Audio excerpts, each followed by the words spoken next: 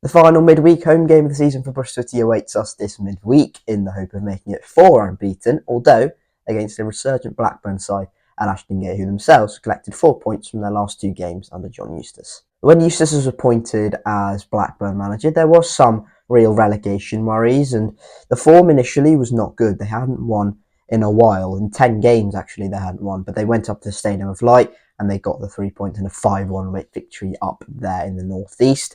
And backing up that with a point at home to Southampton, who are in a promotion race themselves, is never a bad thing. So 4 points in 2 games goes a hell of a long way when you're in a relegation battle, really pulls them away, and currently they're sat 16th in the league table. The main man from a Rovers perspective is obviously Sammy Smodic. Smodic has got 23 goals this season, 27 goal contributions, so 4 assists, and has been Blackburn Rovers' main man as well. Someone Bristol obviously had on their books a couple of seasons ago before we let him go to Peterborough. Had a really good season in the Championship and then went up to Blackburn and then has had a really good time there at Ewood Park so far. And someone surely who's going to be touted for Premier League football next season. He doesn't even play as that main number 9 for Blackburn. He plays off that number 9 in that number 10 position where he's given a bit of freedom and he makes those late runs into the box. He's got the pace about him and he's going to be a real threat. And someone, Liam Manning and Chris Hogg, hopefully Bristol have identified and come up with a plan to go and stop him. But not many teams have this season. Another player in that Rovers squad I quite like, even though he's not really featured as much as he would have probably liked to over the course of the season, is Andrew Moran, who's on loan from Brighton up in the Premier League. At 20 years of age, 8 goal contributions in his first season in the Championship is a very good return. And I think someone in, hopefully, around the top of the Championship will be willing to take a punt on him because I think he has shown more than enough this season to go and show that maybe there is something in there. There's a player definitely in there. But Blackburn and John Eustace haven't really used him that much, which I've been a bit surprised by. The Rovers, last time out, they drew 0-0 against Southampton. The main talking point, though, Ryan Hedges, who was really impressive in their 5-1 victory up at the Stadium of Light, did go off and with an injury, and it does look like he will be out for the season. John Eustace did confirm that in his press conference today. However, they do have other attacking quality, the likes of Tyrese Dolan, Dylan Markanday, Andrew Moran I've mentioned as well.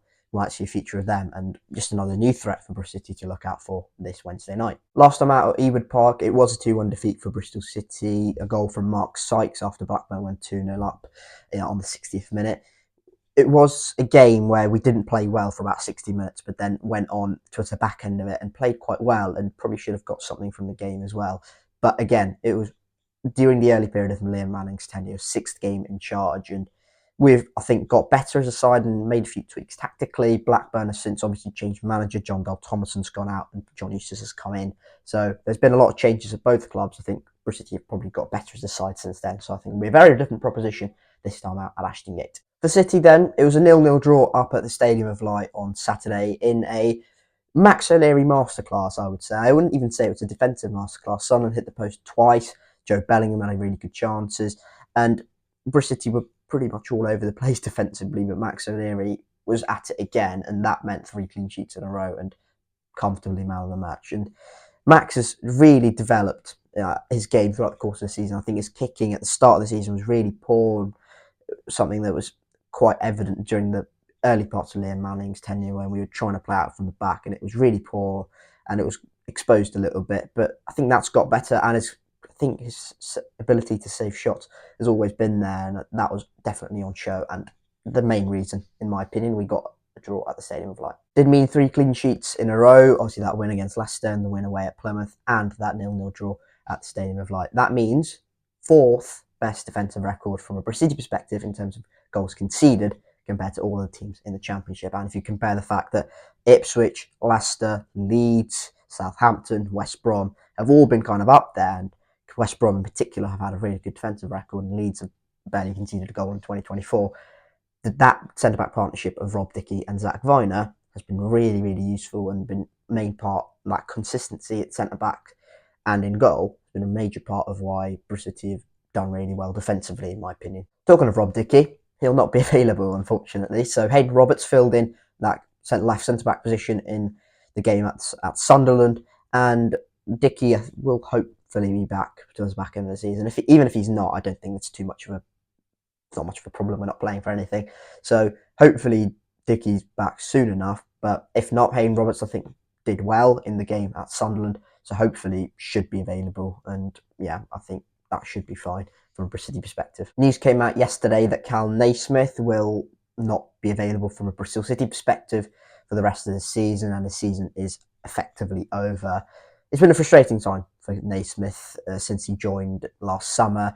He started off really well. He's someone who's really comfortable on the ball, and in my opinion, if he's available, is really, really good and quite perfect for this Liam Manning system, and he's a leader on the pitch, which we only really have in terms of a Matty James and a Zach Viner to a certain extent as well. But the point is, we could do with him, but his injury record since he's come here has been really, really poor. His last game for Bristol City was that 1-0 defeat away at Southampton. That was back in November, so he's not played for actually ages. So if he is going to stick around this summer, which I have doubts over, then hopefully he has pre-season to really get his fitness up with a new head of medical in place at City as well. Hopefully he works with him, because someone that hopefully Bristol can extract the quality out of, because you don't beat Luton Town Player of the Season for nothing when they finish in the playoffs. He has got quality about him. He just needs to show it when he's on the pitch, really. The only two changes maybe I'd look at making, if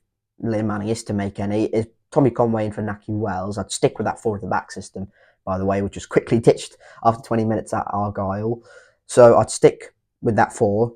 Probably Tommy Conway in for Naki Wells, who was quite ineffective up at Sunderland, and maybe Joe Williams in for Matty James, considering Matty James has played a relatively large volume of games recently. So maybe Williams comes in for Matty James. Let me know your thoughts in the comment section below. Would you make any changes? Would you make those 2 changes? Ross McCrory might come in for George Tanner, but I highly doubt it. Tanner's been really good recently. So yeah, let me know your thoughts in the comment section below. Would you make any changes to the team that faced off against Sunderland in that 0-0 draw up at the Stadium of Light? City have had a decent home record for the duration of this season. We sit 12th in the league for our home record. Blackburn away from home are slightly better than they are at Ewood Park, so that's a slight concern, and I suppose that makes sense with the pace they have in attack. Smodic, no Hedges, but Markande and Dolan and Gallagher, they're all threats, aren't they, on the counter-attack? And with the way John Eustace sets them up, it will be quite rigid, and there will be a structure defensively that's more defensively focused, hence the large number of draws since he's come in. But yes, there definitely will be that impetus on Smodic, Gallagher, Markande, Dolan, Moran, whoever it is, to go and attack Bristol City when we do get the openings. Because in my opinion, there probably will be. We were quite lucky at the Stadium of Light to come away with anything. So definitely target that. And Bristol City will have to be quite careful and show our defensive credibilities, which we definitely have, in order to shut out this Blackburn Rovers side. I think it'll be a tight game, considering Blackburn have had a lot of draws. But I do think Bristol City have something in them to go and maybe go and win this game. Look, I think it'll be tight. And again, I respect the quality Blackburn have in their forward regions, especially Smodic. So that will be a concern. I do see Blackburn scoring in this one. But I also think Bristol City should have enough with the momentum we're going into this game to hopefully make it 4 unbeaten and 3 wins in 4. I think it'll be 4 wins in 5 as well, which would be a real bonus going into the back end of the season. For that reason, I'm going to go Bristol City 2, Blackburn Rovers 1. Let me know your score predictions down in the comment section below. Always optimistic when I go for a Bristol City win, so yeah, let me know your thoughts and your score predictions down in the comment section below on this game. Blackburn fans, if you're watching this, how will you line up? How will you to set you up will be very different to how Thomason will set you up, obviously. So yeah, let me know your thoughts in the comment section below.